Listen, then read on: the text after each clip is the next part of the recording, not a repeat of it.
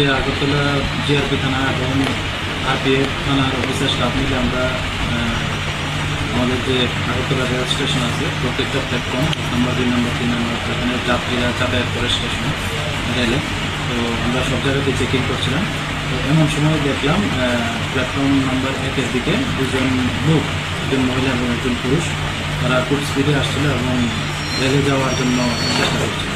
তারপর আমরা তাদের দেখে সন্দেহ হয় এবং তাদের আমরা ডিটেইন করে জিজ্ঞাসাবাদ শুরু করি। প্রথমে তো তারা বলেছিল তারা ভারতীয় নাগরিক, তো এই সুবাদে আমরা ওদের আইডেন্টি কার্ড চেয়েছিলাম কিন্তু তারা দিতে পারেনি এবং তারা পরে স্বীকার করে যে তারা বাংলাদেশি ন্যাশনাল, তারা দিল্লিতে যাবে ট্রেনে করে।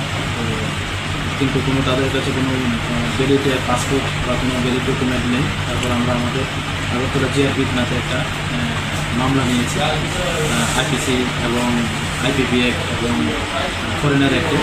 তো আজকে তাদের মহামান্য আদালতে প্রেরণ করা হবে।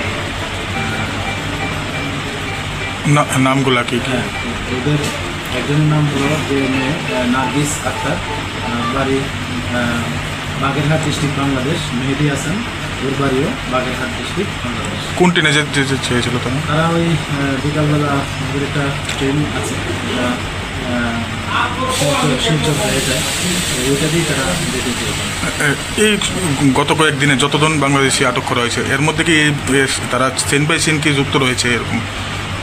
না, এটা এখনও ঠিকভাবে বলা যাচ্ছে না। তো আমরা দেখছি এই ব্যাপারগুলো, দেখছি ইন্টারভিউশন চলছে তাদের, তো এটির সঙ্গে ওদের কোনো লিঙ্ক আছে কিনা আমরা এই বিষয়গুলো আমরা দেখছি এবং যদি এটাতে কারোর কোনো লিঙ্ক পাওয়া যায় আমরা নিশ্চয়ই আমাদের আওতায় এনে এবং এই মামলাতে আমরা গ্রেফতার করব।